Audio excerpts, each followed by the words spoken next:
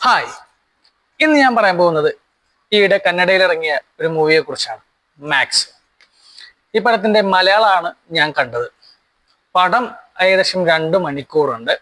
ഈ 2 മണിക്കൂറിലും അത്യാവശ്യം നല്ല എന്റർടൈൻമെന്റും നല്ല ഫൈറ്റും പിന്നെ അത്യാവശ്യം കുഴപ്പമില്ലാത്ത ഡയലോഗും കാര്യങ്ങളൊക്കെ ആയിട്ടാണ് ഈ പടം പോകുന്നത്.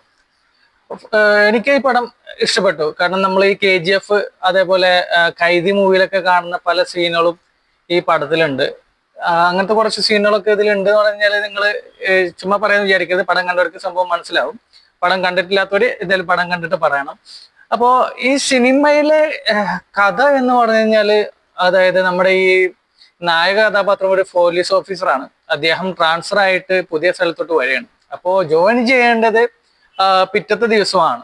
പക്ഷെ അങ്ങേര് വന്ന അന്ന് മുതലുണ്ടാവുന്ന പല പ്രശ്നങ്ങളും അതിനനുസരിച്ചിട്ടുള്ള എന്താ പറയാ ഫൈറ്റും കുറെ നല്ല ഡയലോഗും, ചില ഡയലോഗ് നമ്മൾ KGF-ല് നമ്മുടെ റോക്കി ഭായ് പറയുന്ന പോലത്തെ കുറെ ഡയലോഗൊക്കെ ഉണ്ട് കേട്ടോ.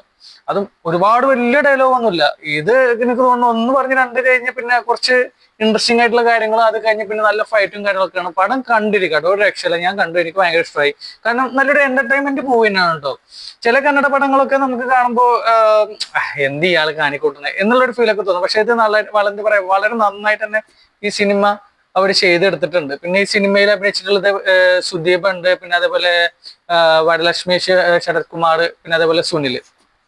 നമ്മുടെ ഈച്ച സിനിമയിലൊക്കെ ഉള്ള ആ വില്ലൻ ക്യാരക്ടറില്ലേ, അങ്ങേരാണ് ഈ സിനിമ.